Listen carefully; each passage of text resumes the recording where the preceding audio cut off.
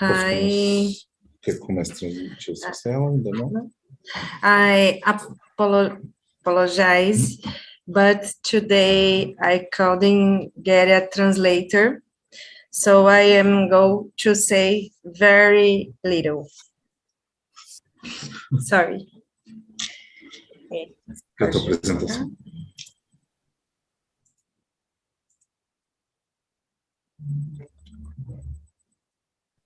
Espera aí. Essa? Não.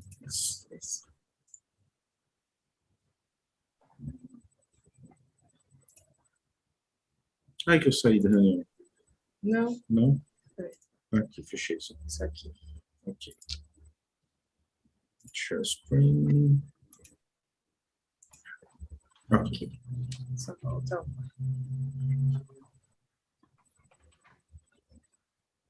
Ok.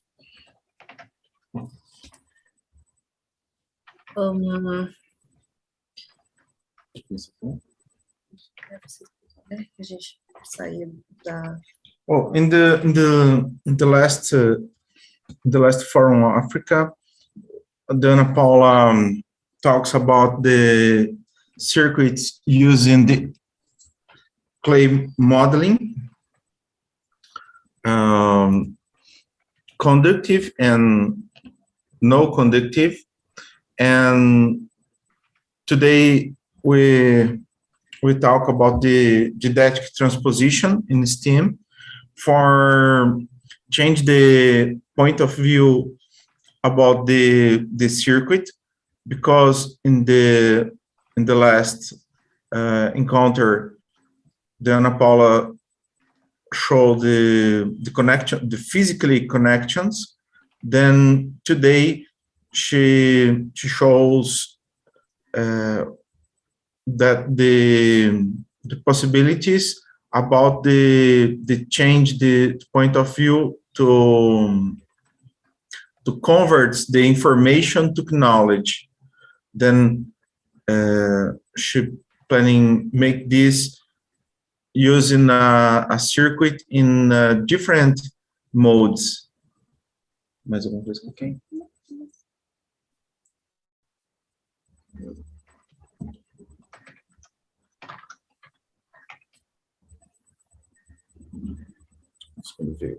Acho que é isso. Uhum. Então é só explicar as etapas. Ok. For change the information to knowledge, we have a lot of challenges, and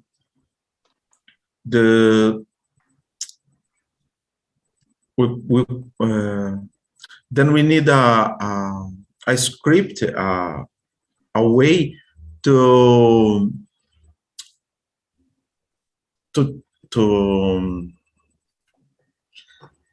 climb these obstacles and achieve these goals.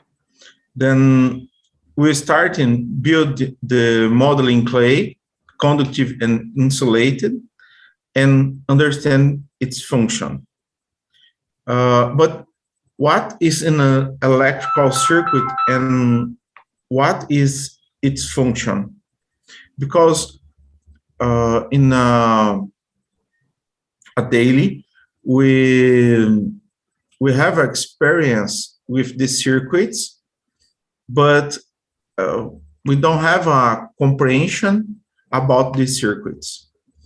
Then using the modeling clay, we can make a circuits and simulating the big circuits for understanding about the electrical laws. For this, we will increase the degree of complexity by stimulating the construction of knowledge. For this, we use the breadboard circuits and the modeling clay today. And we will make the transposition of an electrical circuit with modeling clay for new elements such as the breadboard. But what is a breadboard? Then in the first moment, we explain about the breadboard and our connections between the electric components. We start using a concrete material for an abstract subject. I need to change the screen to another. Oh, sorry.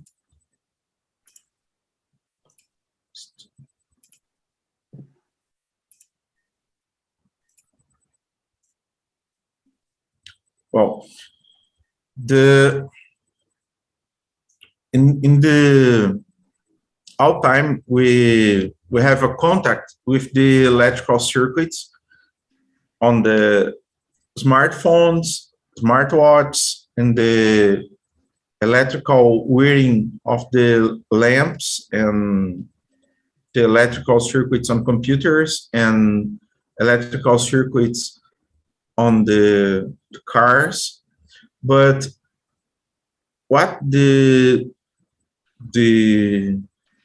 ways to transfer energy between the components in these circuits.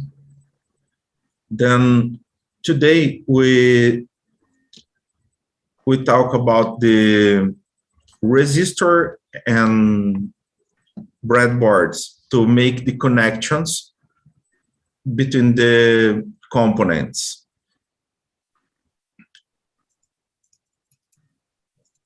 Oh.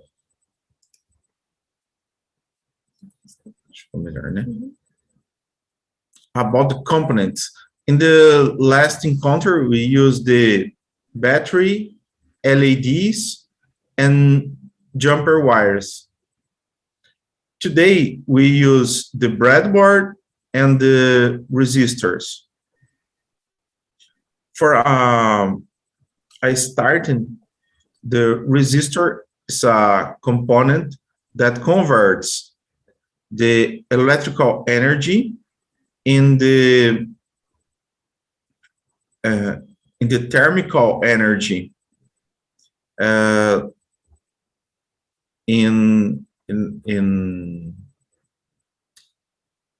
a few countries, like in Brazil.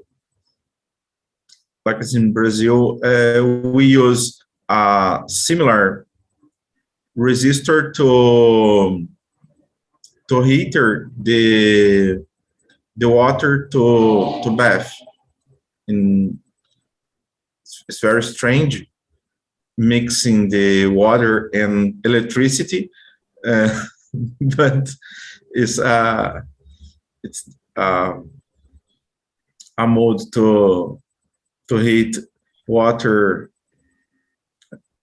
a faster way. Then the breadboard is a simple system to connection the components. The breadboard, sorry, is a plastic structure. Okay, here. Okay. No. Then the breadboard had a connection, a pins, a holes to connect the components, and all holes in the row is connected internally. Then we use this system to make a circuit very, very fast.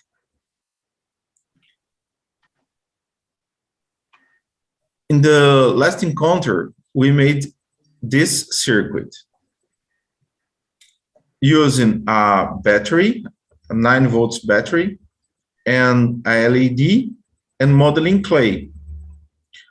But if you if we need connecting 2 or more LEDs. For this, we need make a circuit. Then we can use the breadboard. For the breadboard represents the same similar to modeling clay. In this side, we put a image of the breadboard, and we simulating the connections of the wires on the breadboard using modeling clay. In this side, we make the same circuit, but using just the breadboard. Then in this side, we have a printing of the breadboard and modeling clay. And in this side, we use the really breadboard.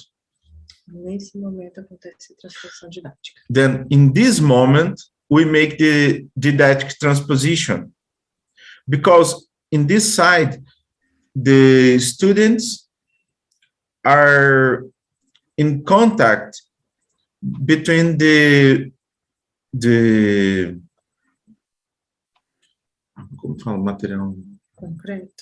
concrete material, and in this side, the students needs use the abstraction to comprehend the circuit, because the wires is not visible. The wires is in another side of the plastic structure. Then for comprehend this circuit, the students needs comprehend this information and converts the concrete circuit to an abstract circuit, creating a model in the mind.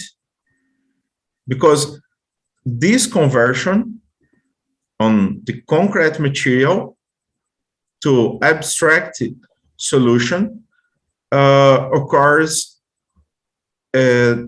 It's fundamentally the mental model to comprehend the changing point of view.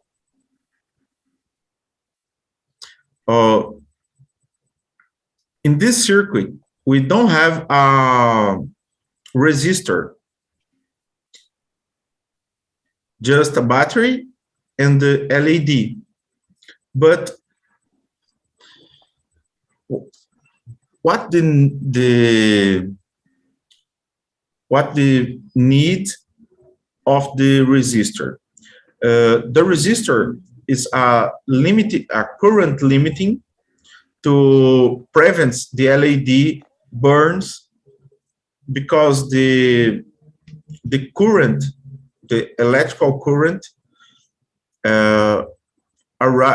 rises to infinite if we connect just a LED between the poles of the battery.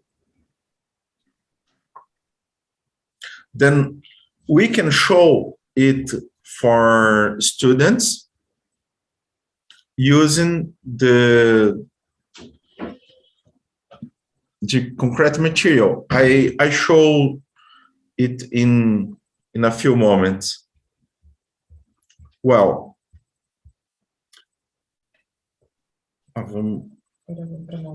yeah. Now I change my cam to circuit.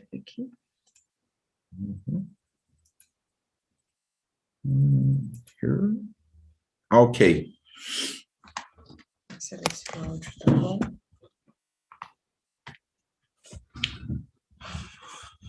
The audio is okay?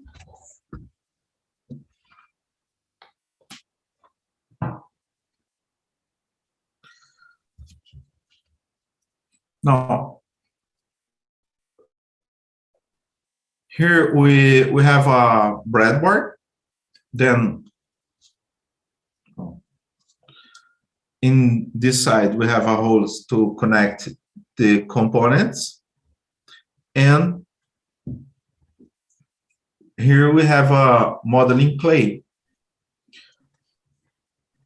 In the last encounter, we construct this circuit, this simple circuit. But if we need to make a major circuits, we can see the bright of the LEDs are dimming, and what it's occurred?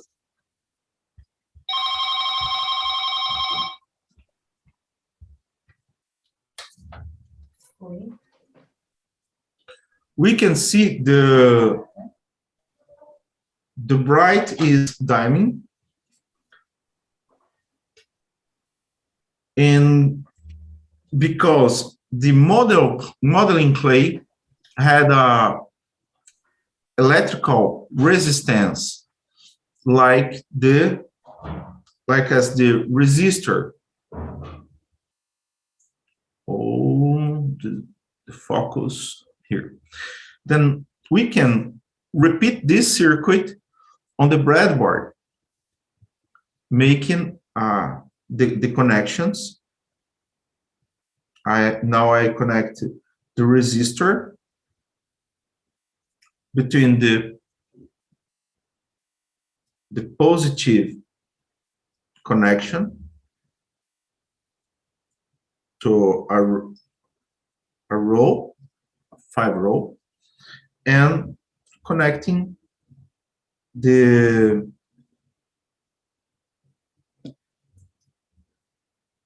LEDs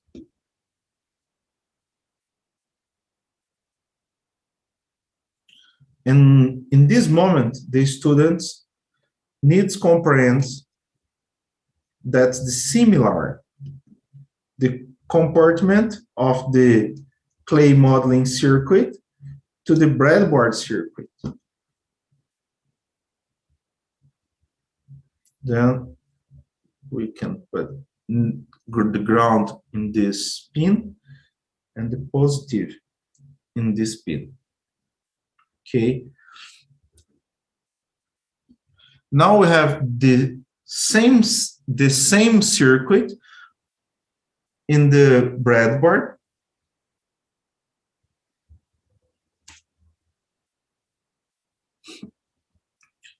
But if we remove the resistor and connect directly the positive to red LED, that the LED burns immediately. Okay. This LED don't work more because was burned for the great current, electrical current passing between the semiconductor inside of the LED. Then we need use the resistor to limiting this current, and we can using another types of resistor like this. It's a LDR, a resistor dependence of the light, and we can connect between the positive and the another side of the breadboard, and we can connect the LED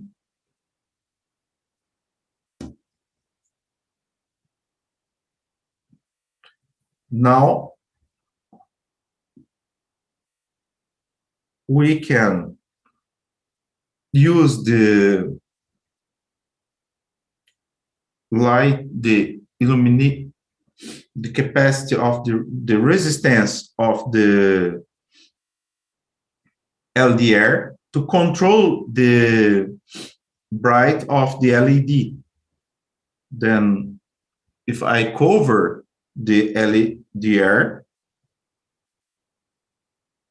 LED brights more or less.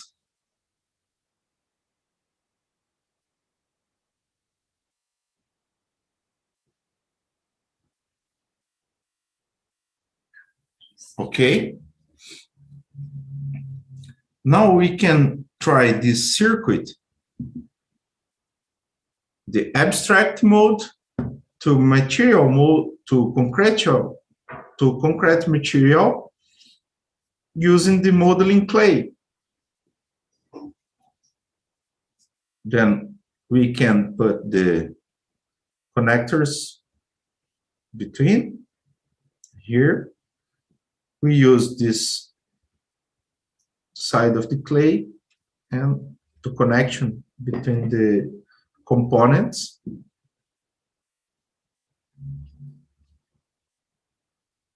Now we can see the same variation using the LDR.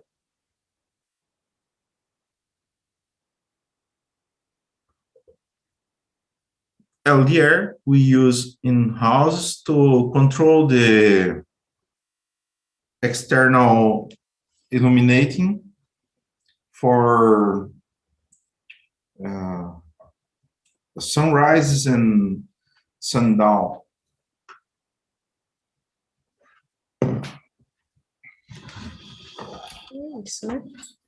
Yeah.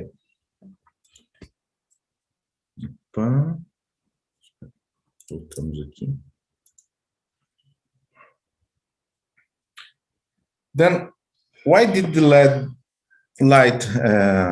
LED light get dimmer? The resistance. Then we can comprehend this circuit.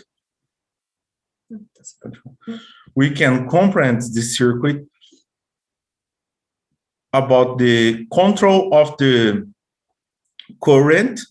Then, starting in this point, we can discuss or with the students about the power, about the control of the information.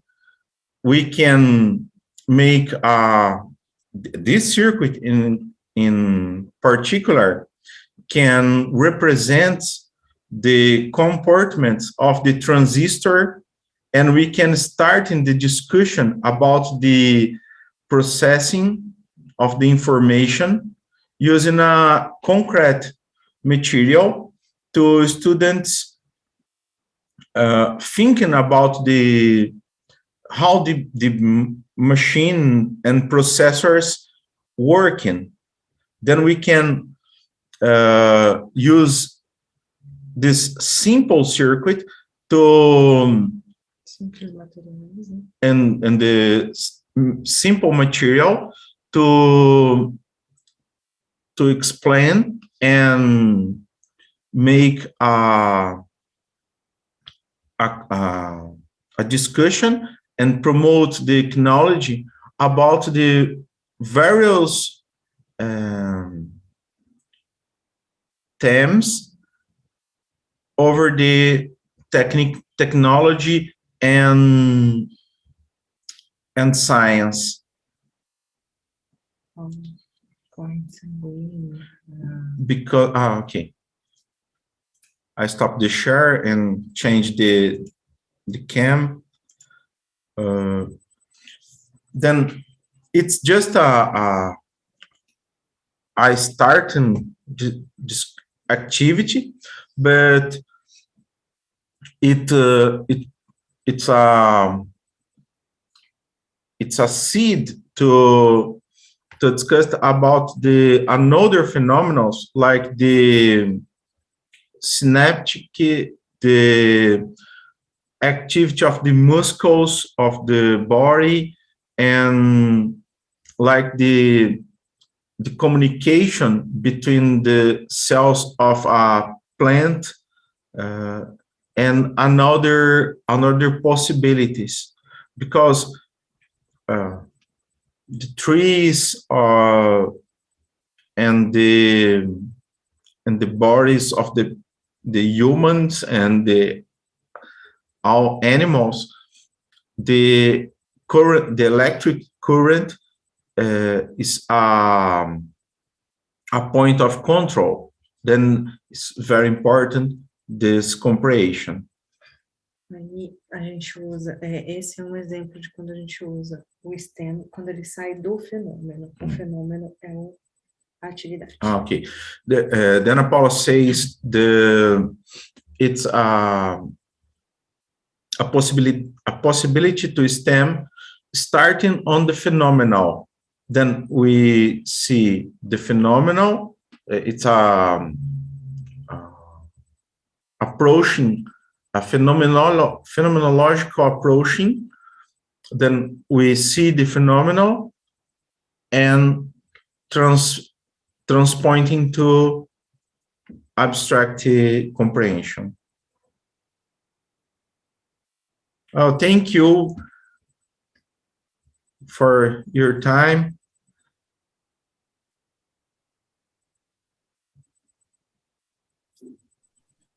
I'm mute. Go ahead, Dr. Hamilton. So thank you for laying this out, and you give me ideas for things that we can do with in the new program. Have you walked through these steps and with students, and how do they respond? I also asked this because the last few days in Michigan and Chicago, I've been interviewing students who we first taught breadboarding to when they were in high school, and now they're in their careers, and they've commented how important being able to learn about breadboards and circuits has been, not so much because they went into engineering, but because they had a sense that the world made sense if you know, just being able to work with something that was beyond what they had experienced. But what has been your experience with learners or students as they work with the clay and the circuits and the breadboard? Oh, in the whole, I make a mess here. Eric, in this same activity is realized for the kids on the area educational robotics program, right? And for 7, quantos anos? 7. Começa aqui. Com 6 anos, aí você vai mudando só o grau de dificuldade. Né? This circuit is used for this 6 years old, and it's very exciting to see the new perspectives of the students, because in the next class the students starting to discussing about how work the muscles of the animals, how birds can sing, how the plants extract the nutrients of the soil, and it's very interesting because the kids can see the sense between the reality and the electronics, and it's a activity planning to the students, not that not use the computers. These students just starting the use of the computers in the next year. Then we work preparing the kids for comprehend all dynamic about the circuits before the first contact with the computers.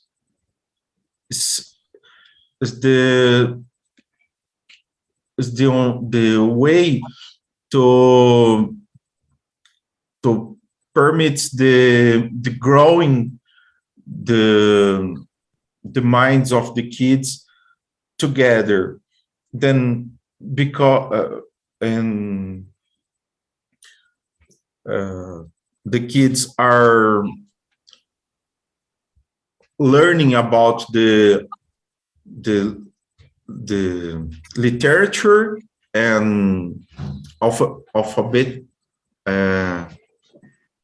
the reading, and comprehends how the nature and the technology are similar. Then we can try we try show the connections between nature and technology using these concrete materials. Yeah. And the kids very excited and can explain using our words to explain the word. Yeah, that's very interesting. Yeah. I like that expression, the relationship between nature and technology, and especially, so, yeah, thank you. Thank you so much. I have a question regarding following up on the same question with Dr. Hamilton, but looking at it from the perspective of the teachers. So how do the teachers receive this? So when you're training your teachers to go and train or to go and teach the children, are these the same steps you take, or there is a complete different curriculum that you have for the teachers that go out to teach these things to students? Sobre perspectiva do professor, treinamento do professor. Para essa atividade. Exato.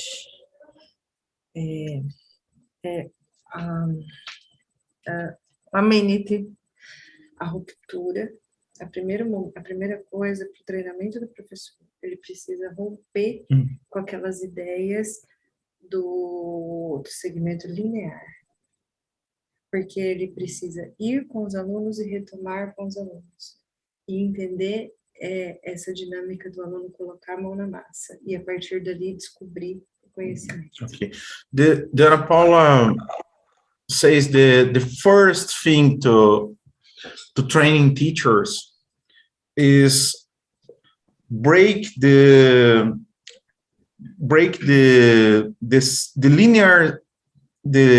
linear system of learning.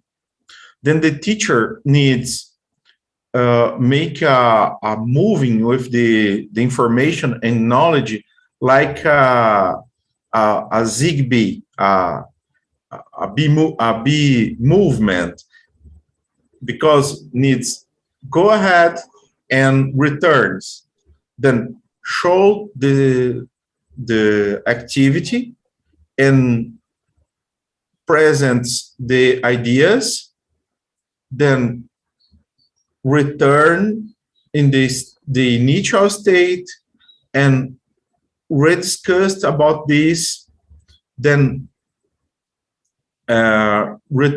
advance more one information and return to initial point. Then the professor makes the same steps, because the teacher don't training on the curriculum about this situation. Then we need training the teachers continually for maintain this capacity of the think out box. Then starting in the point and move ahead and return and move ahead and return. And this movement is in each movement ahead, the teacher moves all the class one little bit more ahead. I don't know is exactly this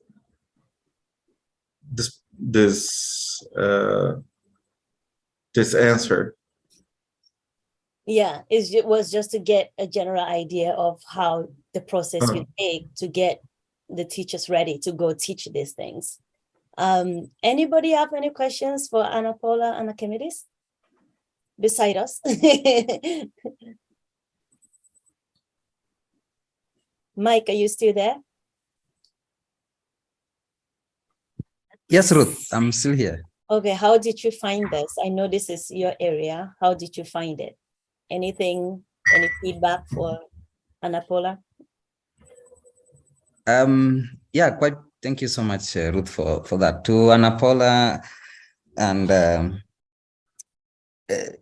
it's something that intrigued me. This is because I think I've interacted with the Arduino board before. Is I didn't know there is this the clay. Eh? It's the bit that actually caught my attention when you started showing us from your camera on what you're doing on the table. What I didn't get is were you doing this with the students, and if yes, what was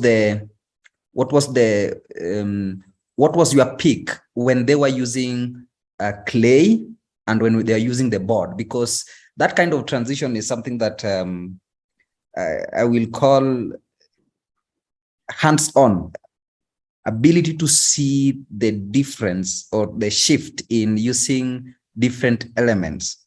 Because somebody will even think of, what if we use water? What will be the difference? Or what will happen, for instance? So that's a bit that I'll be very much interested in. I'm not sure whether this is something you are doing within the school or with the learners, and if yes, how was that kind of transition back and forth?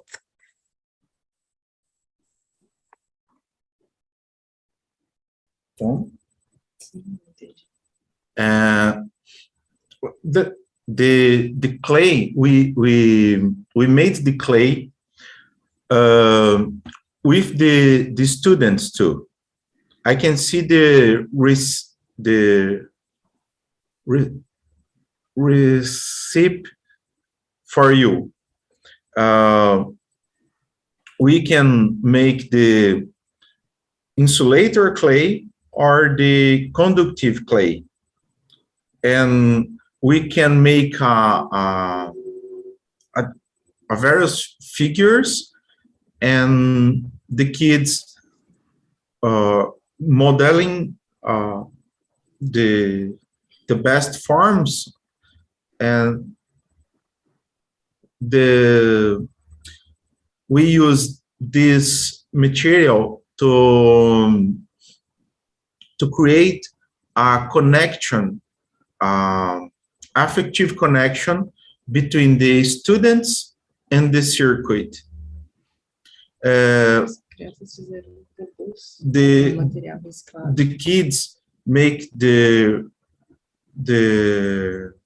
robots using the recycled materials, and we use a lot of the different types of the materials, ever looking for the lower cost and the simple made to obtain this. Then as possible using the water or another conductive material, but we use the solid material in the starting point to permit the students but hands-on. Then we have the receipt for this, and we can send for you the receipt to you make. This is very simple. We use the para fazer isso aqui foi farinha. Tem a receita. É, Mas é farinha, sal, é coisas que tem em casa. It's flour and of the wheat and salt and water. Vinagre, água e óleo. Vinegar, oil, and water. Then we put a color to make more cool.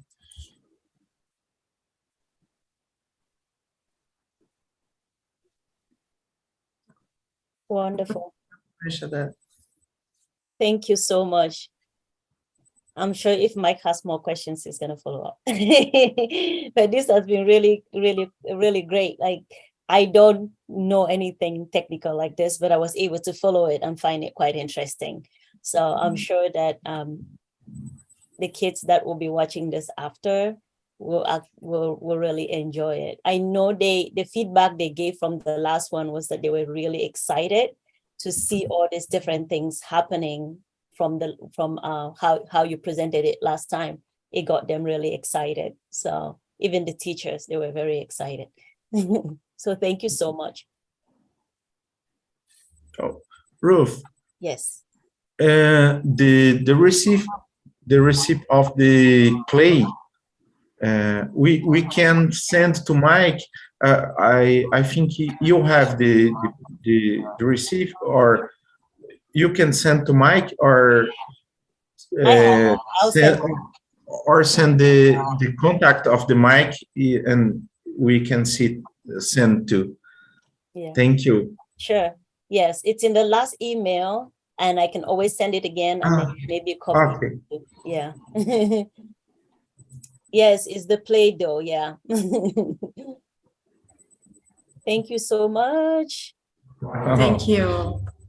Oh, thank you. All right. Yeah, Mary, the clay is similar to Play-Doh.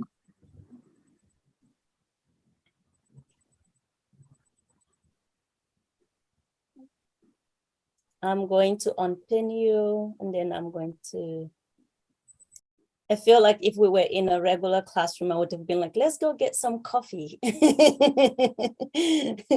So if anybody wants to step away and get coffee and they come back, that's fine. Just maybe about 2 to 3 minutes, that's fine. I'm just gonna adjust around and then upload my slides.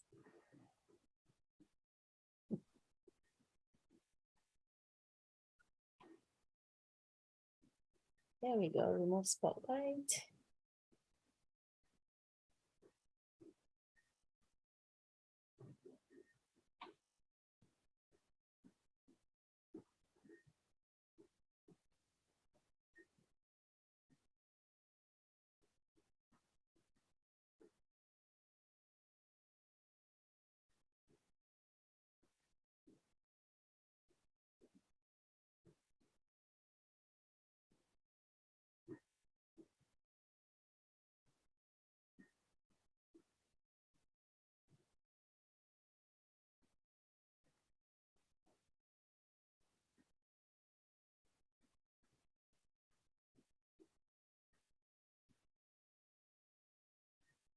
Ruth, you're muted. If you're speaking anything to us, you're muted.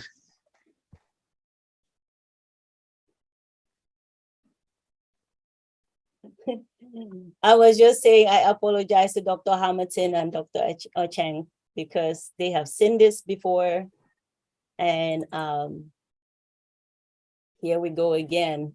I thought it would be nice just to share, like we've been on this journey for 2 years and it's coming to an end. It would be nice to share with everybody what I have been working on for the last 2 years.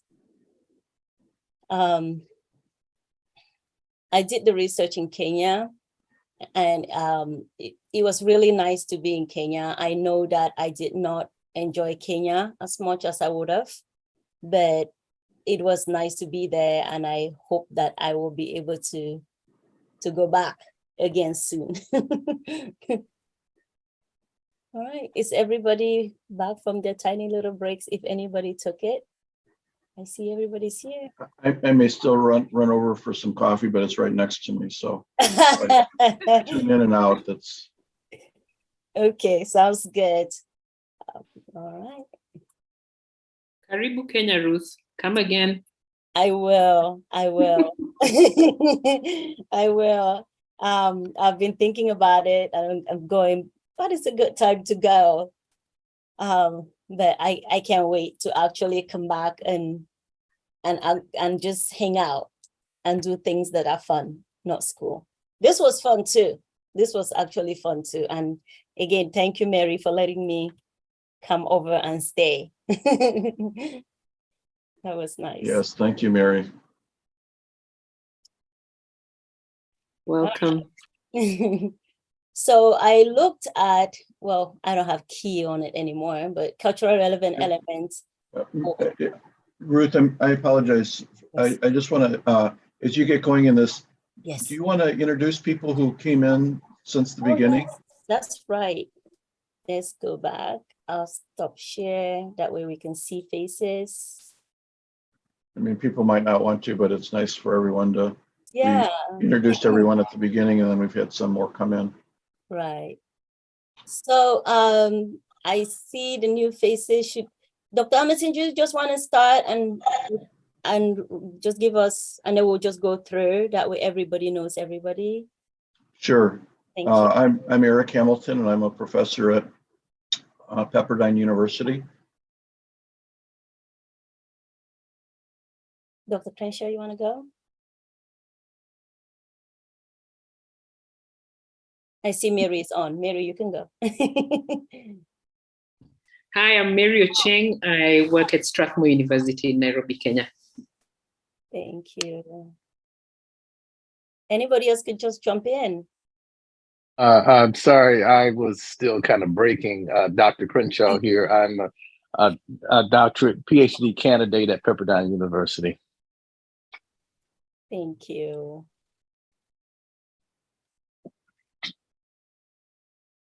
Jean, Mirabelle, Chiemo, any of you could just jump in. Yeah. Hello, everyone. I'm Jean Kasereka from Goma, DRC, but now I'm in Germany. I'm doing my PhD at Bamberg University. Congratulations. Okay, thank you. Jean, you've been so faithful. I just thank you for being so faithful. Thank you very much. Yeah. Mike, you want to go? Yeah, my name is Mike. Sorry, I am in the side. Let me see if I can just turn on my camera a bit. So yeah, my name is Michael Bumbo. For those people who I think are new to to Mike here. So my name is Michael Mumbo from Kenya, and I've been part of this amazing network for the last couple of years. So it's amazing to join you all here. Thank you. Thank you, Mike. Thank you, Mike. Anna Paula, Anna Committees? we just saw you, but that's okay. Hi, I'm Ana Paula. I'm from Brazil. I'm researching in robotics education. So I'm Archimedes. I'm from Brazil too, and I'm researching on the Internet of the Things, and Oh, I think so. And Archimedes is my husband. Right. Power couple. You are the power couple. We love you. Oh. Mirabel, are you able to talk? Yes, I am, but I'm sorry, I'm not able to turn on my video. My name is Mirabel Tume. I was a teacher with Baltimore Public Schools. That was when I was invited, but I transitioned. So, but I'm still interested to know more about how Miss Ruth Akumbu is going on with her, research on all this. That's why I joined the meeting today. Thank you.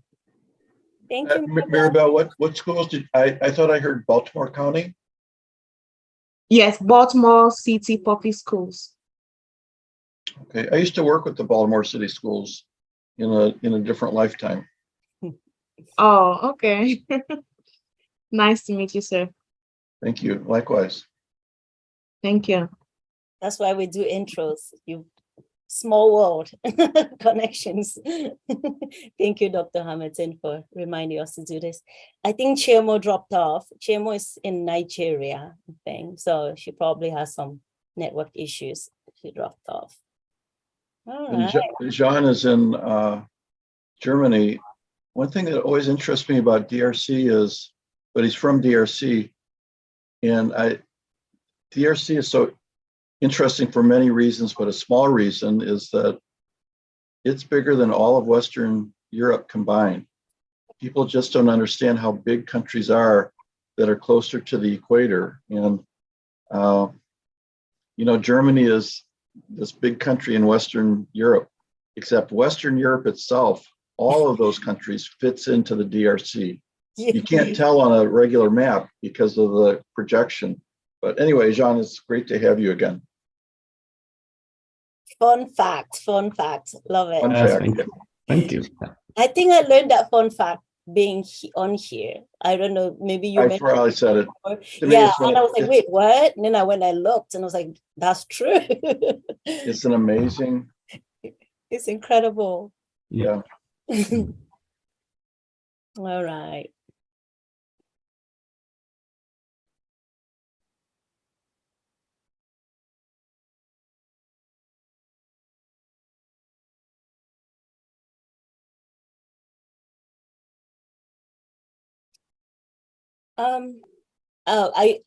This is just customized from my final presentation, and it just took out some stuff, tried to make it a bit more simpler. So I'll just give you a quick overview, some findings and conclusions. And I think in between, I'm going to stop and then have us discuss if need be. If not, I'm just gonna run through and then we can talk about it a little bit more. I feel more comfortable when there's questions. So if I'm going too fast, please stop me. We can just talk through it and ask questions. We could bounce off. I don't have to do a presentation. We could just bounce off of each other with questions, and I can just we can just talk through it that way. So if this starts to be boring, somebody just say, I'm bored, that's fine. So the research examined, I was looking at cultural relevant elements, right? Cultural relevant elements for K-12 education in Kisi.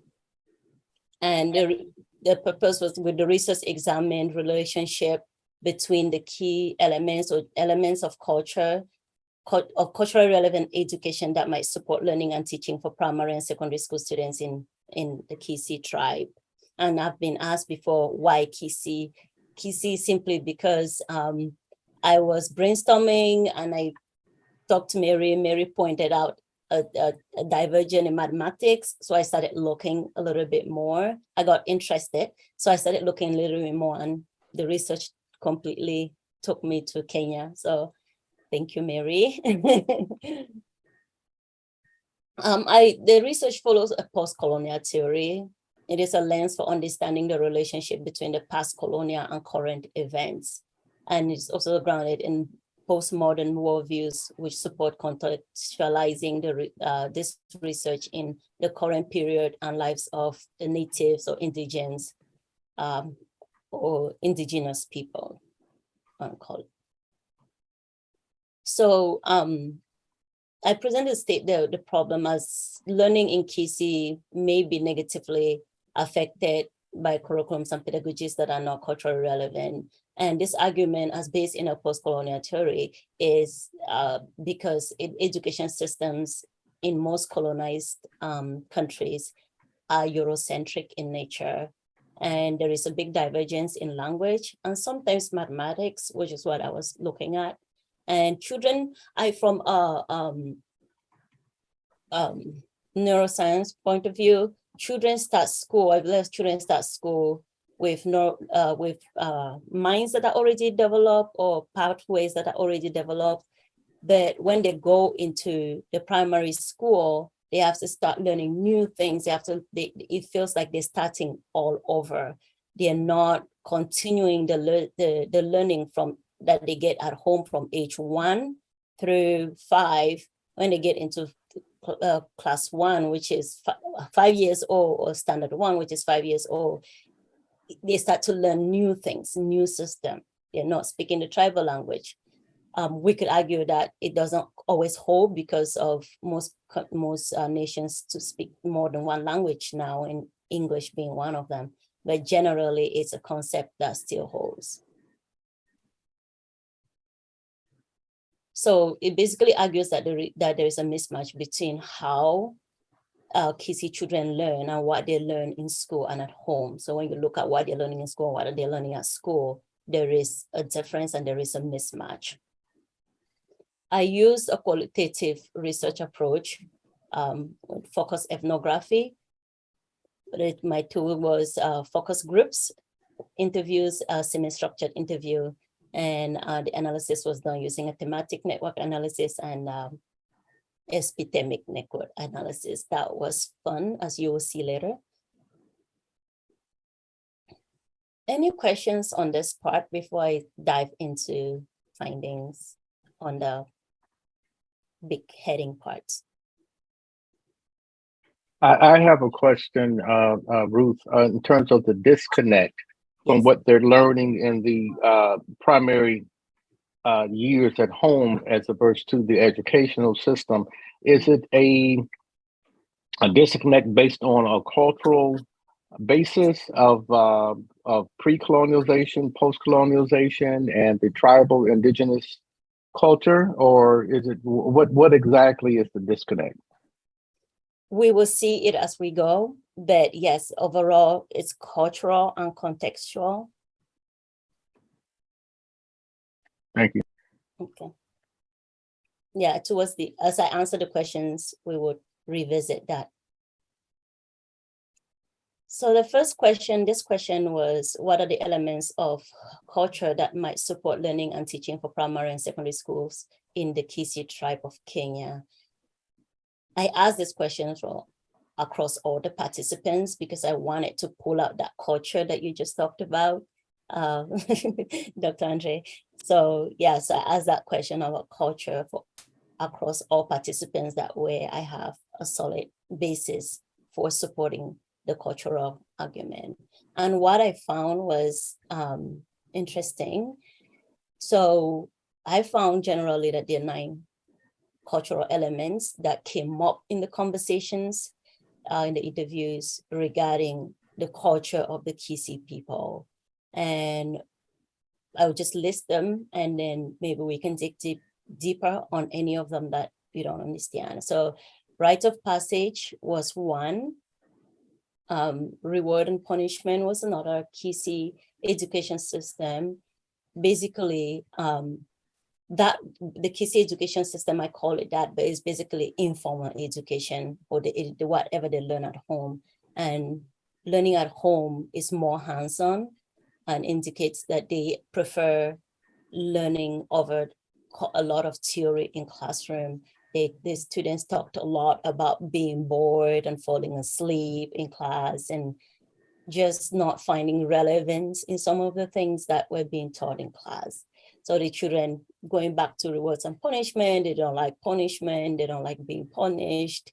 They think teachers take out their anger from home on the kids. going backwards one more, rites of passage. Rite of passage is a big part of the culture that came up so many times. And I feel like rite of passage was the biggest surprise for me in the whole research, because it included things like circumcision and how passionate the people talked about circumcision, and how their identity was so tied into the process of circumcision, not necessarily the act of the cutting of the body or that simple practice, but the process that the child goes through during circumcision. So I found that to be one of the biggest things, because in most tribes, circumcision is frowned upon greatly. And even having grown in Africa, I didn't know the importance of circumcision until I visited the tribe, how education of the tribe was based on that, what their belief systems were, and how that was a way for the child to move from one stage of life to the other. So rites of passage was such a big topic, and they have 4 rites of passage: death, birth, marriage, and there's one more. Death, birth, marriage. There's one more. I'll think about it as we go. So the next one is counting and mathematics. I call it locus stem. And why I'm fascinated with locus stem is that there's so many things that are being done by children in Africa that they don't, in Kenya, in Kisi, or in some indigenous tribes that they don't necessarily conceptualize it as mathematical. They just take it as, oh, this is what we do every day, like the catapult. But it is real mathematical, or physics can be used, or engineering can be used to explain some of the things that they do. And I found that to be really fascinating. But like the catapult is a centripetal force is what is used in physics to explain the use of a catapult. And you can see in the next picture how this young man builds his own tractor to move things from one place to the other. One other thing that I found really fascinating was the calculating in math, just the mindset or the way that children perceive things. Some children perceive things. In the classroom, when you say 2 divided by 2 is equals to 1, but in the child's at home, when you say 2 divided by 2, the child thinks if you've taken 2 things and you divided those 2 things, then you don't have anything left. So these little divergences or divergence that you find in mathematics or even language, even history, these are little things that are really important for a child or for educators to understand when it comes to teaching a child, like the local context. How does the child think in that local context? That diversity in thinking is very important. So I also found values, beliefs, language, Kenya having Swahili, English, and then Ekogusi, which is the tribal language. All these are part of the classroom. All the languages are part of the classroom in some places, but not in all places, not in all classrooms. So, but the children seem to really like when the teacher goes between these 3 languages. Beliefs goes back to rite of passage. You could tie back beliefs to rite of passage with what do they believe about life after death? What do they believe about marriage, adulthood, and all of that? So their belief systems fall under that, and it ties back to rite of passage, like I said, because there's a lot of things tied to when a child is born, what happens? Oh, is the child a twin? Is the child has an issue or not? So there's different things that are tied to birth as a whole. and marriage, different belief system tied to marriage too. Like if you cheat on your wife, what happens? Do you die when somebody is sick and comes sees you, you die? That's one of the things that they said, which was quite interesting, how they build in morals into their belief systems. Values, as regarding values, I found that they were talking about courage a lot. The young boys, when we asked them the questions, they talked about courage, and you can even see their body language move as they talk about courage. One value that I found, something that when you look at cultural literature, is clothing. Clothing is usually considered a sophist culture, but when I looked at the culture of the Kisi people, I noticed that clothing seemed to be a value system, which is a deep culture. Deep culture simply means that it affects, when change, drastically change, it affects the child's thinking, it affects the child's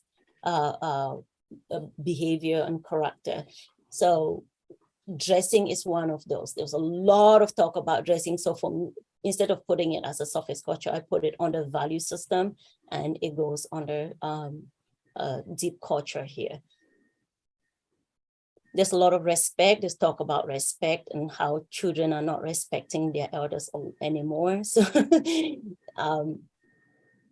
it's interesting to see how Kenya is shifting, even though the literature says Kenya is becoming more an individual, instead of communistic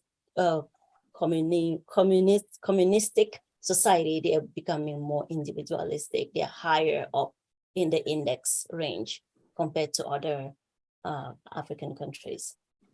When it comes to heritage, they talked about food. Food was the number one thing when we asked them what they were proud of. They would say food, and then they would talk about circumcision. So food, and they're very proud of their food, their fufu, which is ugali. There was a lot of talk about food, and food for me falls under heritage. I classify it under heritage. And there was a lot of talk about oral traditions, where the stories that the teachers tell in class to help them better understand. There was a lot of talk about that too. Any questions on that before I move to the next question? All right. Research question 2 looked at what are the cultural relevant practices, strategies, and processes that enhance learning for students, for Kisi students in primary and secondary schools.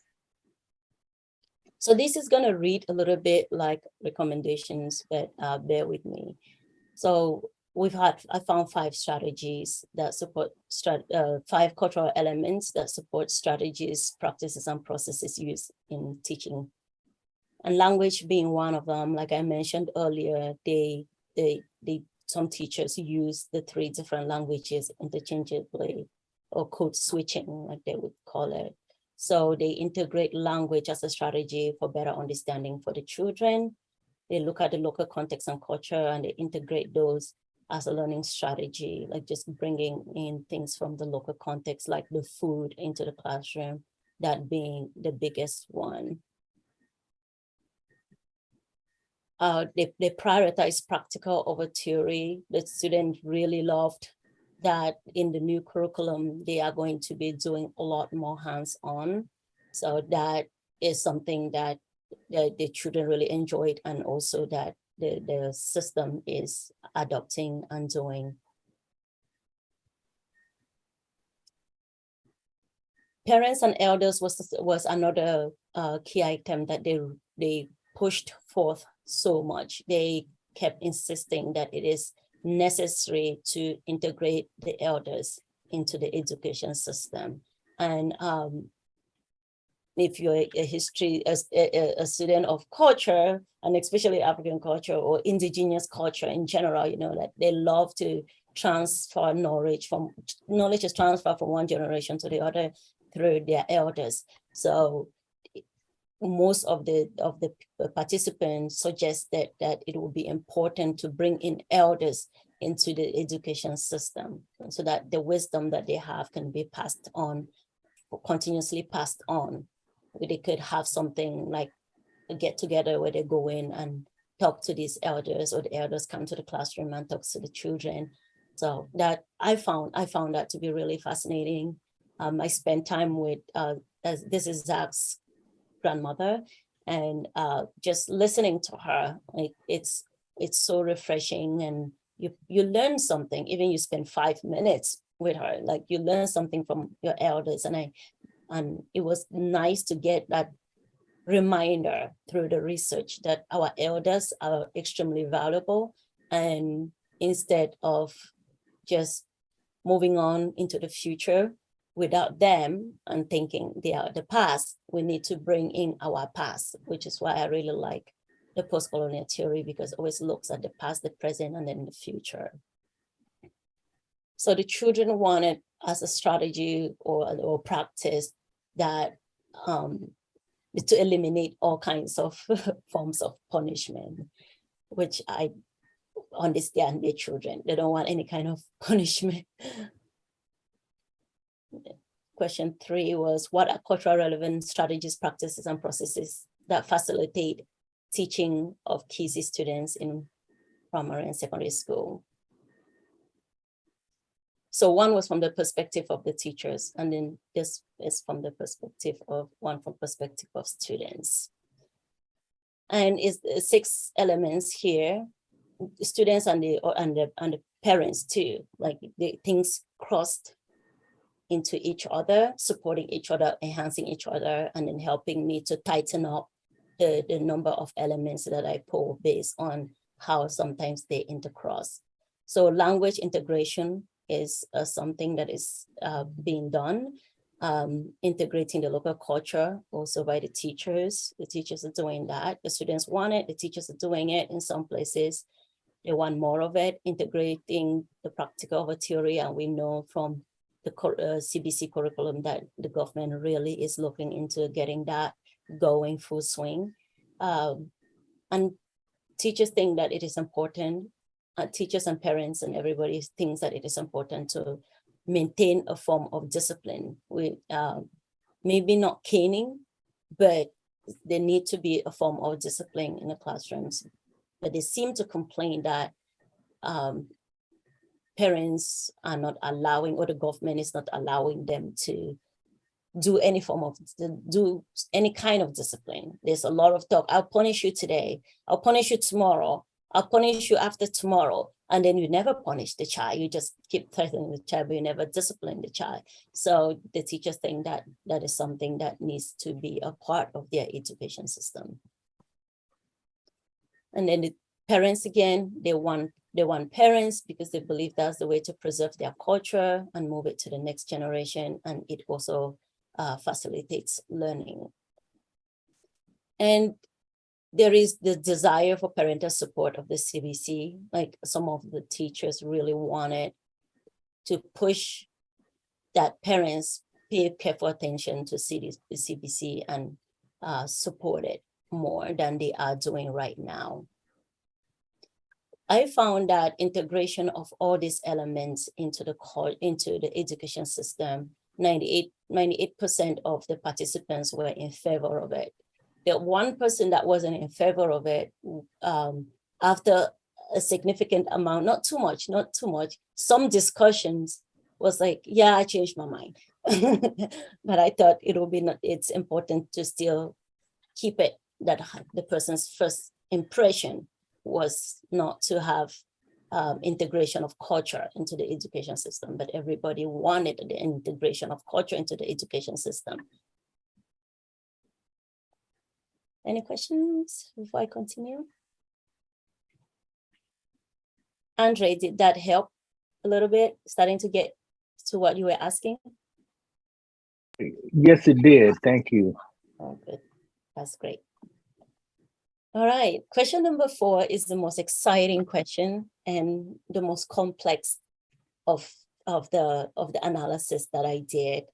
It was my first time doing epistemic network analysis, and I just felt so strongly that I could have just stopped where I am and provided my conclusion and recommendations, but I felt strongly that if I'm doing something that is STEM related, I will have some form of mathematical interest, I needed to put in a little bit more effort into looking at at the scientific part of it, even though I might not be really great at it. So the question was, what are the relationship between the cultural relevant practices, strategies, and processes that support teaching and learning for KC students in the primary and secondary schools?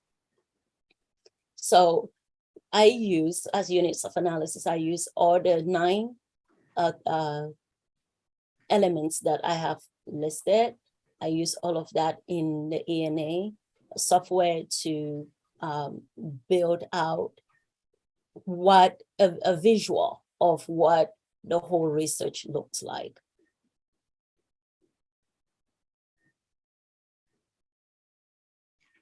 For those of you that love math, that it appears that ENA also uses the Pearson and goodness of fit, which helps us understand statistical differences.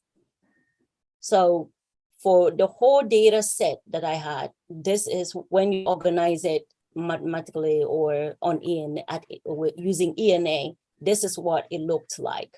And just by looking at it, and not even looking at the mathematics, you'll see that the opinions of parents and administrators were very close, but there was a little bit of a distance between the teachers and the cultural expert, the teachers and the administrator. The one that was absolutely fascinating to me was the distance in thinking between the teachers and the cultural expert. So statistically, the data is different at y-axis, 0.85 and x-axis 0.78. These are moderate numbers. And at the administrators, this one right here, the administrator was not statistically significant at the alpha point level when looked at it from the x-axis, but there's a variance when we look at the data from the y-axis.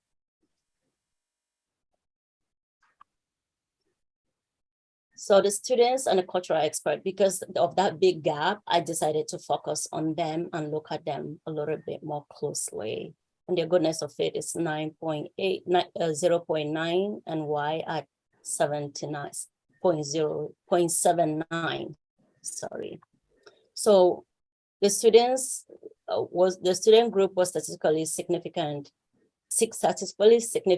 different at alpha equal to 0.5 level, but not statistically significantly different at alpha 0.5 level from at the y-axis. So basically, what this says to me is that there is a misalignment based on the x-axis. There's a misalignment in the opinions of teachers, on opinion of cultural experts and students. So this whole page, I'm going to skip it because it's just detailing how things are connected. If you notice, heritage is strongly connected in the former. I'm going to say a little bit, then I'll skip it. It's in the formal education system. I mentioned earlier in the analysis question 1 and 2 and 3 that food seemed to be a big part of how teaching is happening in school, especially the hands-on teaching. You could actually see how the thickness and the connection, heritage and food. Heritage is, food is part of heritage, and the children talked, and it's part of their culture. They talked about that a lot. And you can see that they use it in the school system as a process of learning, and you see the connection right there, and it's quite fascinating. And then another process of learning is the language that we talked about is connected right here. They connect again, and then they connect in the formal system. So you can see how these things are connecting from each other, from one group to the other, and what cultural elements are being used where. So you look at things like values is really, really thin, like there's not a lot, the frequency is not as high as using food. Beliefs is a process, but it's not used significantly in school. There is a connect here in the tribe, but there's no big connect like from beliefs right to the education system. So that's what I'll say about that for now. If there's questions, I'll go back and try to give it my best shot. Students and cultural experts continue. It's, basically what we've seen is saying that there's weak or no interconnections except for the food that is used in education. Like the strongest connection is the food, but language is also part of it. And we'll see a couple more later, right here actually. So when we talk at it, when I broke the students out and looked only at the students and not the students and the teachers, just the students, language, you can see language to heritage. Language connects to a heritage in the former education system, and also oral traditions. I can find it somewhere. Oral traditions was another one that had a connection that were being used in school a lot in the former system. It's clearer here, needed a bit bigger. That way it can be more evident, to see the evidence. But the thickness, the frequency is not enough. And these then locus stem are really like the catapult that we talked about, how sometimes they take things from outside to use in the classroom for better understanding. Now, run through some conclusions. So my research confirmed that there is a misalignment between the counting in the school and at home. There was definitely misalignment. I asked them if that affected how they learn.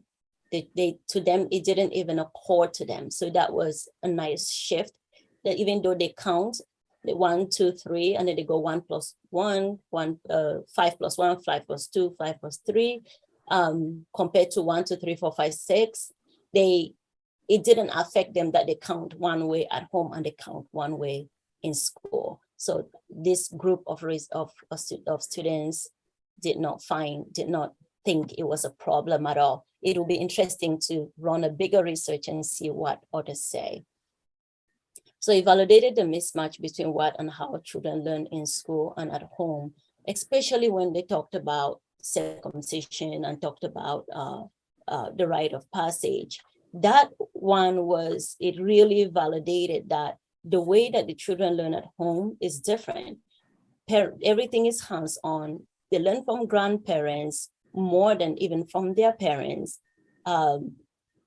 They watch what their elders are doing and then they mimic, or they go learn a trade from somebody in the community that knows how to do something. So learning is a life, is something that starts from childhood and is incorporated in their whole life style. So learning is not a classroom situation where you go sit down and you learn, unless you're an apprentice and then you go with that, you stay with one person and you're learning and living with that person. But overall, learning is just ingrained in part of the stages of life that they go through, like when you're born, when you get into adulthood, and when you get married, and then when you die. So it's a birth, the circumcision to prepare you for marriage, and then you die, and the rite of passage of that also. So it is, I don't know if I'm communicating it well, but as an African, for me, seeing somebody that was born and raised in a village, seeing that education is mainly in the classroom now, it's a mismatch for me, because it's like, well, these children are learning everything that is different. And then the research also showed from literature review that colonization was not, education was for the colonist. It wasn't necessarily for the people. It was to serve the need of the colonist.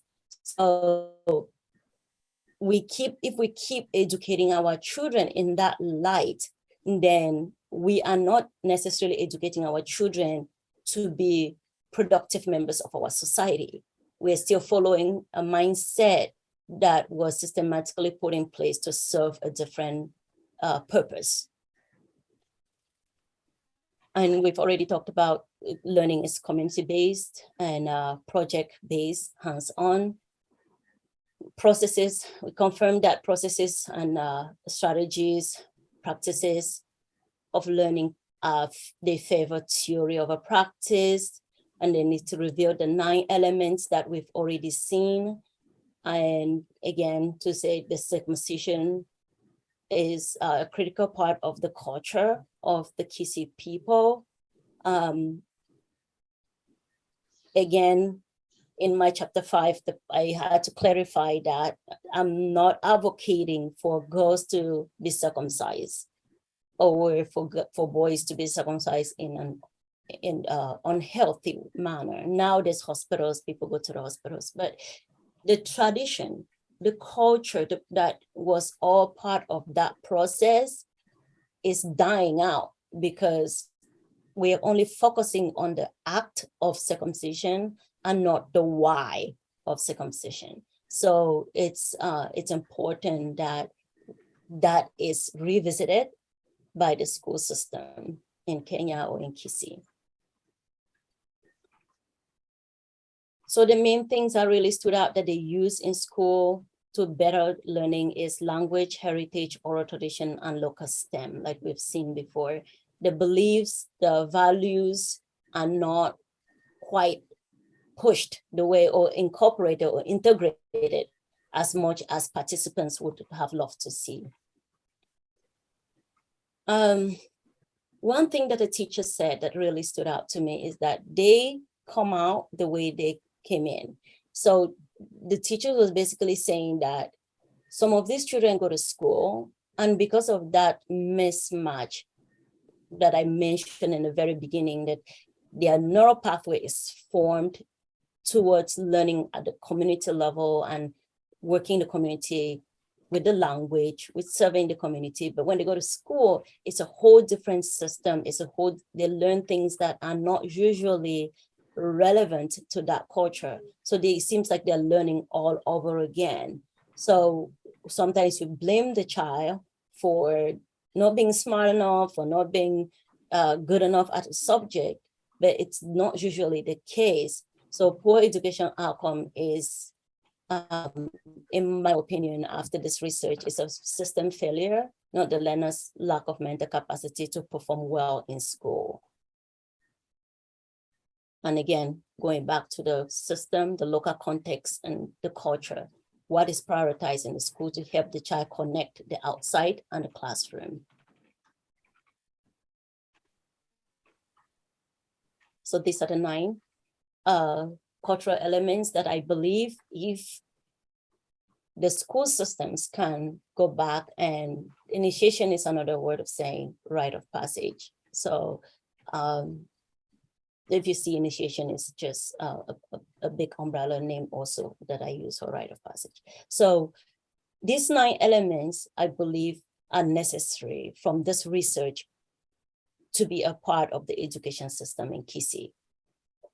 If we want cultural, if the tribe wants cultural relevant education, it is important to look at each of these elements and see how these elements fit in the life of the people there and how to make the education system more balanced, more relatable, in a way that the child doesn't feel like they are leaving themselves home every time they go into the classroom. Now it seems like they have a fractured identity, the identity for the classroom, the identity for school, for home. So if these things are incorporated, I'm hoping that it will make a difference. It has not been tested, so I cannot say 100% it will make a difference and maybe improve learning, but I could only suggest that it be tested. So rite of passage should be taught in school with equal weight as circumcision. So that's a misstatement. Circumcision of the girls. So what the teachers wanted to see or the participants wanted to see beside the children was, because the children didn't really talk a lot about it, was that they teach in the Kisii schools or in the Kenyan education system, they teach a lot about male circumcision, but female circumcision is a taboo. So they would like for it to be taught on equal weight. And a way to safely do that is by looking at the why of circumcision in general and not just what is being done or the practice itself or the cutting of the skin. And then since circumcision is such a part of the identity of the tribe, during this period, they would like for the government, the administrators at the schools where they are in Kisi to provide more time for them. They complain that with COVID, the December period that they used to have for circumcision, they don't have anymore. And if they want that time back, they want to have that time. That way, people are not sneaking into the hospitals and doing circumcision, coming back without doing the process of circumcision and teaching their children the values that they need to know. And giving them the time also shows respect for the tribe. It shows respect for the people's beliefs and values. So I am supporting that recommendation that this needs to be done in a safe manner, but at the same time, respect needs to be given to the tribe for what they believe. And if anything like circumcision or any other big cultural value that will impact the identity of the people is going to be removed, a large majority of the population needs to be consulted. A couple of the people that I talked to were almost at the point of tears or heartbreak. We could see their heartbreak from the fact that some circumcision was banned, but nobody explained to them why it was banned. And to them, their culture is being killed when things are done in a way that does not respect the culture. They just ban things and not tell them why so that they can reason together and figure out a best strategy for moving forward. That to them is killing their culture. So that was really some emotional talk right there, which I thought would be important to share with you. So another group wanted that the local languages in those schools that do not teach the local language anymore, that the local language be reinstated in those schools. And the challenge is for teaching in the local language from the goal is primary 1 through 3. They were supposed to teach children in their local language before switching to English. So the complaint is that teachers don't want to do it because it's not graded. So maybe if the government of the education system in Kisi can institute grading of the tribal language, and then it will force the teachers to be able to teach it. There are other complexities around it, but that is the recommendation, and that is some of the key things that came out from the research. Any questions?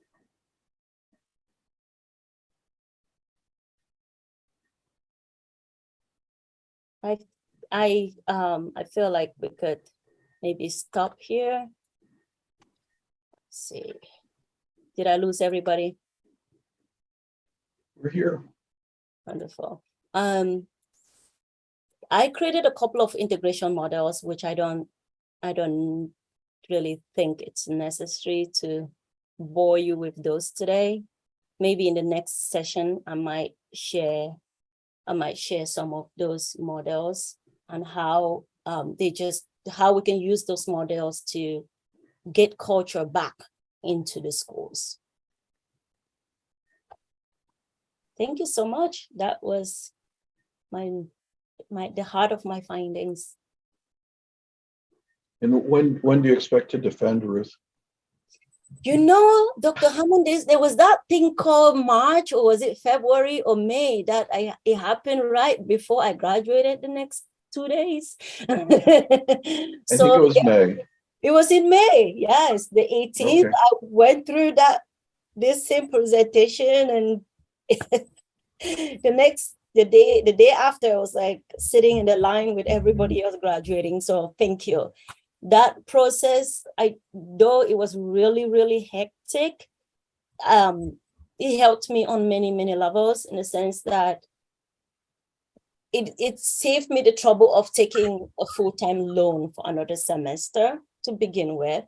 It also helped me to take a whole semester while I'm in school to revamp my resume. It helped me to take time to really do good and clean edits so that when it goes into publishing, anybody that catches an error in that dissertation is probably needs an award for catching errors. So now it just went into, yeah. What was that, Dr. Hamilton? I said about a year after I graduated, I visited a couple of professors, one of whom was on my committee, but he never came to the hearing. I think I had 5 committee members and only 4 came to the hearing. And he said, "Hey, Eric, when are you going to finish your dissertation?" You're like, I finished. Max, you're a year late. Anyway, congratulations and nice work. Thank you. Thank you. So it's in publishing. Once it's actually posted, I'll share a link for anybody who wants to download it and read it. Very good. Thank you. Yeah, thank you. If we have no questions, we have no discussions, I think it's safe to say we've covered what we scheduled for today. I have been saving a lot more time just because I have more time now in my life. So we can sit, we could just chit chat. If Mike's not, hand is up. What was that? Mike's hand is up. Mike Oh, Mubo, hey, his hand Mike. is up. Oh, yes, come. Yes, yes. I was like busy talking. So Mike, and then I'll go to Archimedes. Yeah, thank you so much, Ruth, for that great insights about one of the communities that is actually one of the neighboring communities around my place. Mm-hmm. But it was unfortunate that I couldn't join Ruth during that time because of other engagement, but I would have really loved to tour the world of Ekegusi. But putting that aside, there is something that really caught my attention in your presentation. I think it was in the recommendation or one of the findings, the mismatch between especially math and some of the things that they're teaching in that. And this is of interest to me because there is one project that I'm currently involved in that is actually looking at opportunities that are available at home.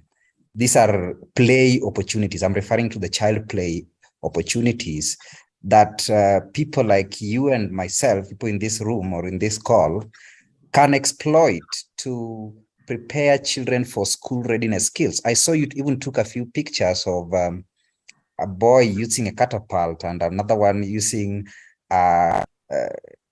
handmade wheelbarrow or something like that. There is so much that goes into in my involvement with this study on play at home. In this case, the project is called play at home, or we'll call it teacher in the home. So who is the teacher in the home in this case? Mostly it will be the siblings or the caregivers. It could be the parents or whoever they stay with. But have you ever thought of the role of let's say the siblings or the older siblings in this case to the younger ones in preparing them for some of these school readiness skills? You even gave a very good example of how much physics goes into making that catapult work. We used to make those things, and later on is when I come to realize how much learning can actually take place using those very small activities. And yeah, it is something that I think I picked from your presentation that really intrigued me in the line of preparing children for some school readiness skills. So this could mean skills before they join school or skills that they might need as they progress on with the different levels in their studies. So thank you so much for that very interesting insights. And yeah, that was exciting to hear. Thank you so much. You're welcome. Thank you. Anapola and Archimedes, you have a question? Oh, just a comment. Congratulations for your work. It's amazing. The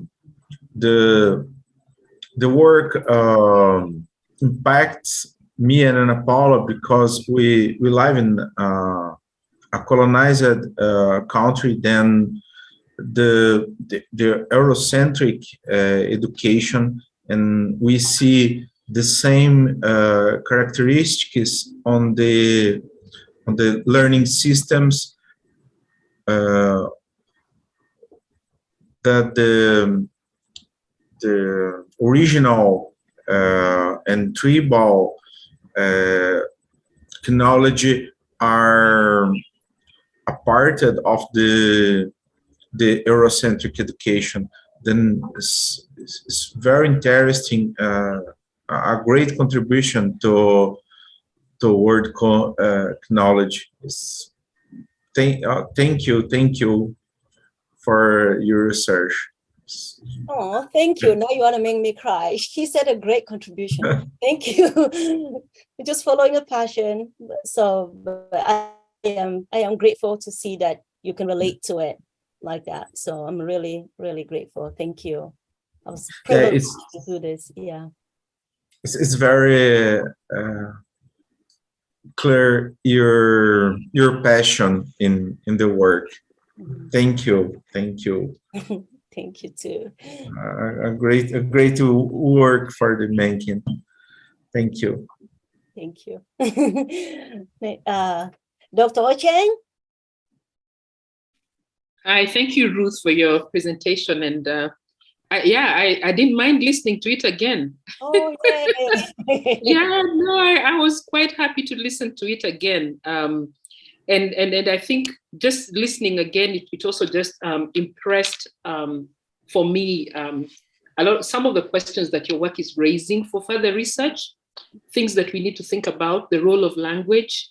I'm actually thinking about I'm thinking about mathematics and how sometimes we don't hear the mathematics in what children are saying because they're not saying it in English, but they're bringing in their mother tongue and their home context in what they're saying. And so just the need for some work in that area, really, to support teachers to really listen to the mathematics in what children are saying. I think that would go a long way in improving children's learning experiences. So yeah, there's a lot as I listen to it, questions that keep coming to my mind about other areas that we could still explore further. Yeah, thank you. Thank you. Thank you. Thank you. Thank you so much. Dr. Andre? Yes, Ruth, it was an excellent presentation. I really did enjoy it, and it was very informative. I just think the irony of even though Africans in America have been generationally removed from the continent, a lot of the same concepts are still applicable from the standpoint of learning at home, learning from your elders, and passing on culture. I'm the youngest of 5 siblings, and my parents were much older, and my grandparents was much older. But I would just wear them out as a sponge, absorbing information and culture. But also see in terms of the disconnect of learning at home as opposed to the traditional educational systems. And I found it also ironic how some of the children's reactions in terms of being bored or being not liking discipline, how they overlap here in America, as far as also in terms of ways of looking at mathematics in different situations. I'm just kind of curious, though, in terms of still the disconnect, where if there are not enough cultural elements going into the current education system there, where there is still a significant disconnect and from a cultural standpoint of learning in the classroom.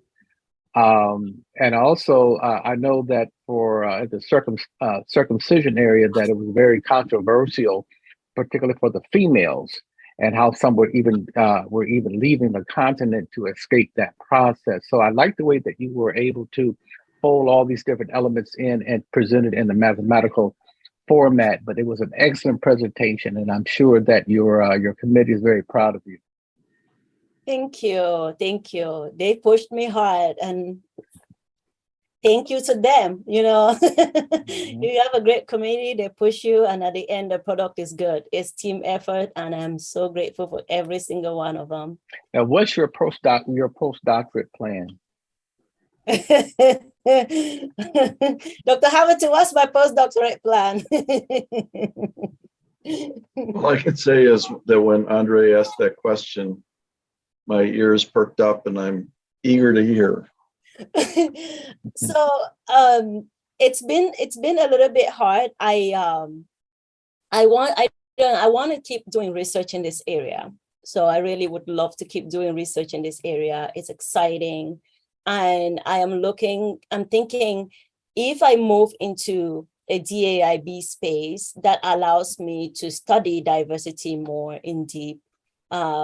So I am job-wise, I'm thinking more in the line of, can I be in corporate responsibility as a big umbrella, but at the same time being in the DAIB space where you really emphasize this, not just the physical stuff, the surface level culture, as we call it, but the deep level cultures, which goes beyond what people see. Like when you see me, you see a Black person, but I am a Black person from Africa, which means that sometimes I might relate with somebody from the Midwest in Minnesota up somewhere in one of those far inland places compared to an African American in downtown Los Angeles or Minneapolis, right? Just because of maybe that colonial background and maybe because of the Christian values I might have gotten, and just because of how I think, how all of that has influenced how I think.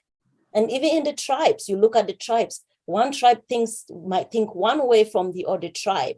So we are not a monolith, right? Like Black people are not a monolith, like they say. So, but I still love the representation. But what I really want to see is highlighting our differences when it comes to a way of thinking and how that empowers a global creativity in solving global issues. Yeah, that's very interesting. For the trip we're planning in June next year, we're taking a group of students, and one of the things that I want to highlight is the reasons why the Hutu and the Tutsi had the mass genocidal in terms of the cultural background, in terms of with neighbors and things of that nature, how that was developed. But again, showing that it's not monolithic. It's very there's an array of various cultures across the continent. Mm-hmm. Yeah, very true. Zhang, did you have a question? I know I see your question here. Do you want me to answer this one, or you have another, you want to call it out? No, it is the same question. That's so I wrote it. Sorry. Okay. Yeah. Good. Let me read it.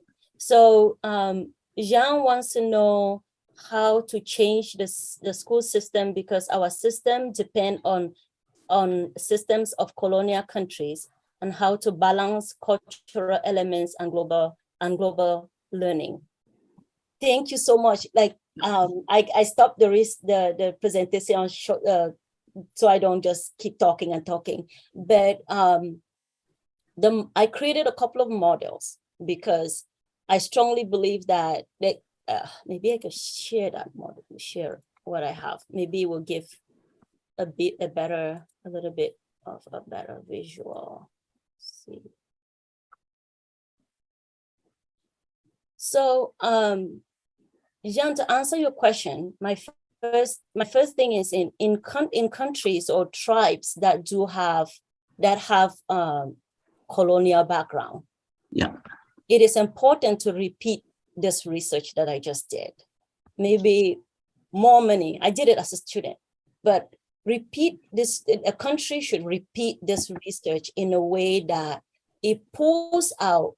Maybe it will be broad. If they do it by tribe, it will be even better. Like go by tribe and see what are the cultural elements in that tribe that are most important to those people in that tribe. What is important to those people in that tribe? Once you know those things, then you can use those things now, like in the case of Kisi, we know what their cultural, the things that they value are already.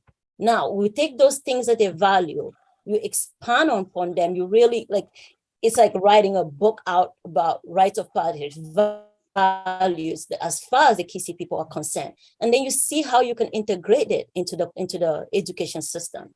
So you take these things, you integrate them into the education system, whether it's a curriculum, the pedagogy, materials, whatever it is, you look at those two things to, if you have to take out something that is highly Eurocentric, but not improving the child's learning, you take it out and then you put in what will improve the learning. That's why in this model, we use the word augmentation, because we want to improve on the colonial system that is in place. Education is a beautiful thing. We will not be sitting here having this discussion if I had not gone to school.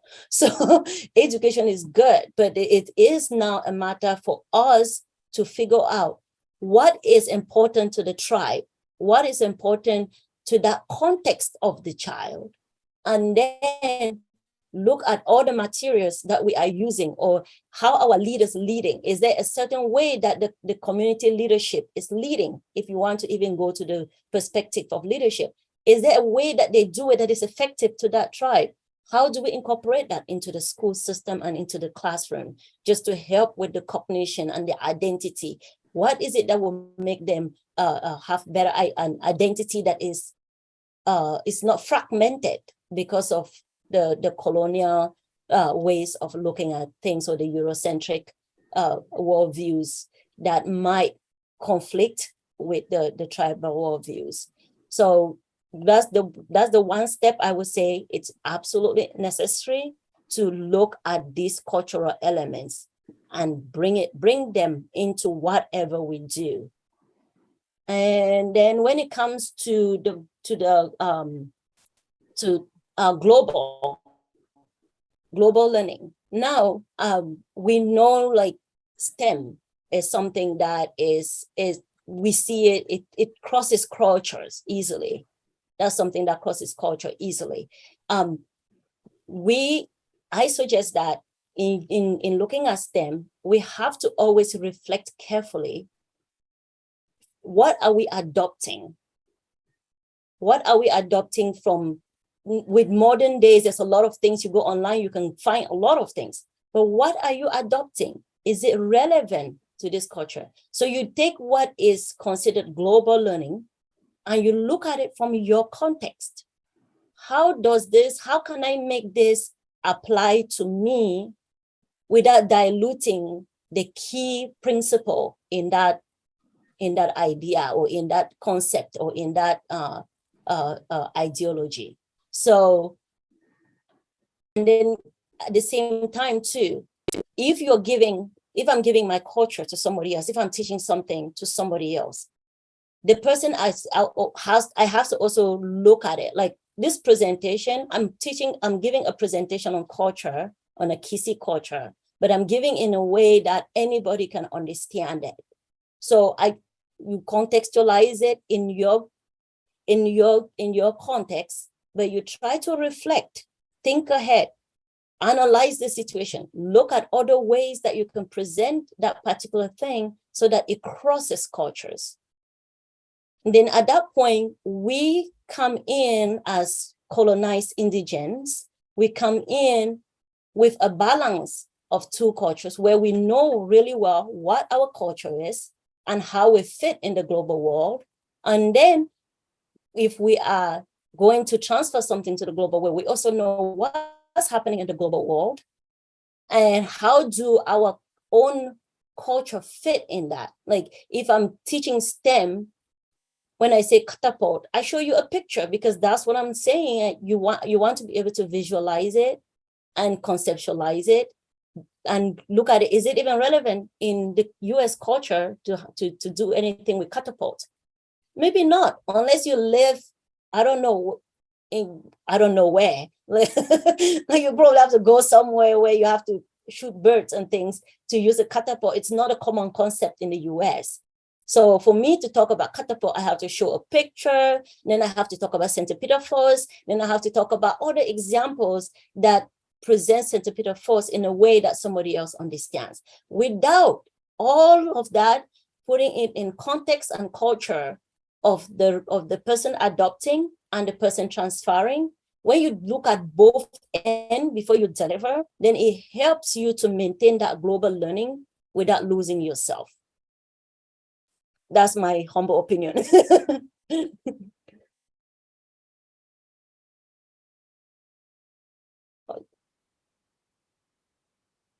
Did that help?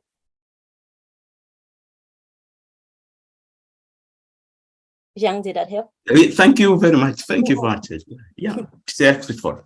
Yeah, I am really excited about this, and I'm like, I don't mind going from tribe to tribe, Yes. gathering what is valuable to that tribe and just putting it out there so that people who want to go teach there, people who want to go work there, they already have something about that tribe well aligned that they can just look at and be like, okay, this is how these people are. This is how they think when it comes to this, that, and that, and then build from there. But culture is constantly changing, right? So as culture is changing, you're adapting this whole process. So it's not like this 9 elements that I found. I feel like in maybe 10 years from now, it might have changed. Something might have shifted, and maybe circumcision will never be an issue anymore because those people have actually moved past it. But the sad thing is, we don't want them to move past circumcision and lose the core values that come from that whole process of circumcision. We want to move away from the negative, but preserve the things that make us who we are. Yeah. Thank you. You're welcome. Yeah. All right.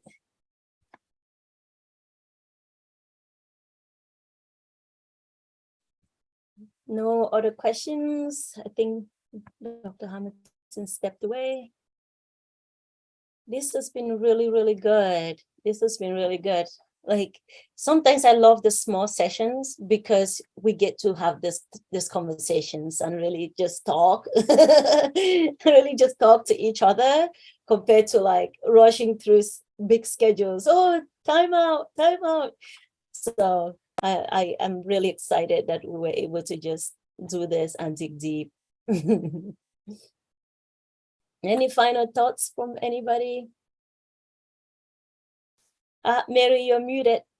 Saying, I'm just thinking the next time you come to Kenya, probably we should arrange a talk for you to maybe give a talk to people in Kisii, like a group of maybe educational leaders, a forum where you have teachers and educational leaders and community leaders, just, so that they can hear, especially with regard to, it may help them in terms of thinking about interventions for helping them improve learning for the children in school. So I thought for your next visit. I would love that. I would love that. Really, like they Mary, it seems coincidental, but we know when we pray, we say nothing is a coincidence, right? To think that this research ended up being in Kisii, a tribe that has such strong traditional values, is quite amazing. It's quite amazing. Yeah. So I hope that from your mouth to God's ears, and we can get them. We can get them this. And I'm like, well, if they have, I can always send them also the department. We can send them a copy, or they can go online and download it. I made it free so that anybody can download it and read it. Download it. Yeah. Okay. Yeah. Okay. I thought Well, if I'm doing something, what is the context? It's Africa. The context, it means that if I'm telling everybody to pay $50 to download, it's a lot of people in Africa are not going to read that. As a student, I would not have wanted to download a thing for $50 to read. But if you want to really, if I want to really contribute, then just open it up, make it free, and let people read it and maybe build from it. Like you were saying, like, how can we build from this? Yeah, true. True. But that would be exciting to come do that for the Kisi people. Yeah. Anything else? Any thoughts? Any final thoughts? Mine is just to thank you, this being our last forum. Oh, the next one, December. Oh, the next one, yeah. But just to thank you in advance for having started this. I think I've gained a lot. Yeah. I have gained a lot from the interactions. I know I've missed a few sessions in between, but for me, I have gained a lot. Yes, yes. I've gained a lot. I'm actually thinking about, I was listening to Anna and her husband, Anna Paula and her husband, and just thinking, we have a conference next year, and one of the themes, we're organizing it around thematic areas rather than subject areas. And one of the themes is data science.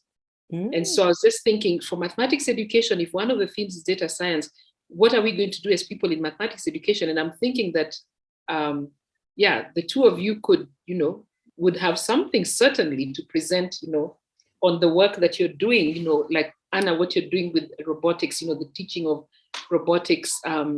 Just a thought. The conference is next year in July 10th to 14th. Yes, 10th to 14th, 2023. Yes. I'll share the information. Buy your tickets. Buy your tickets. You're going to Kenya, 10 to 14th. Yes. Yeah. 10th to 14th. Yeah. July. Yeah. Yeah. And so that's something to think about. Yeah. Anyone doing work in those areas, definitely that that would be relevant, especially for educators. Michael had not spoken to you, but start planning for it. He's been a part of our past conferences. So Mike Mumbo, yeah. Yes. We will be there. We will be there. Thanks for the heads up. Exactly. Yeah. That's great. That is exciting. Anna Paula have really, I know Anna Paula and Comedies want to go to Africa and do stuff. So yes. Come, Archimedes and Anna Paula, yeah. Oh, I'll be sharing more information. Yeah. Oh, it's an honor to us. Yeah. Yay. Yeah. We accept. Is the July is the month of the birthday of the Anna Paula.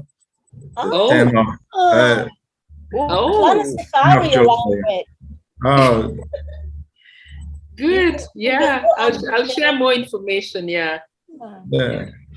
Thank you. Anna Paula can go do a safari after to celebrate her birthday. Yeah.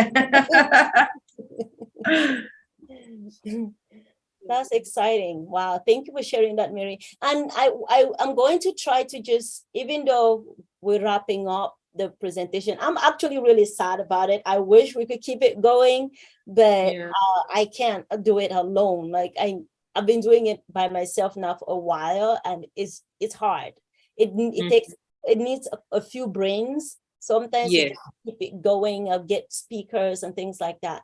So I'm really sad that that it has to come to an end, but it has done some good work, and I'm thankful for you sharing that, because it's an encouragement that the things we've done in the last 2 years have been impactful. So but I will keep the email list open. When there is something important, I set it out. That way people know important things that are happening. Or like the conference, Mary, I could send out information once that is all set, and then see who else wants to maybe submit something for that area and things like that. Exactly. Yeah.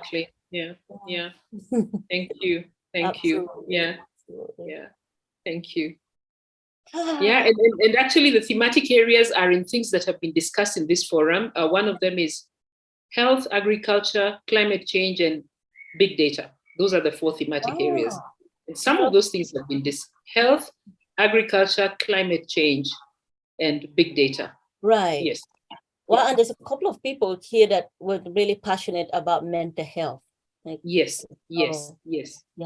And so we're just looking at collaboration in research. Yes. In those thematic areas. Yeah. Okay. Yeah. That's great. That's really great. Yeah, when you have it all set, let me. Yes, I'll send out word. Yes. So I can put it out for people. Yes. Yeah, it's exciting. It's super exciting. Definitely. Yeah. All right. Should we conclude? I will stay as long as we want to stay and chit chat. Like, I am. It's evening here. Some of us need to be thinking about dinner. Dinner. What are you cooking, Ugali? No, today I have chapati. Chapati. Oh, chapati.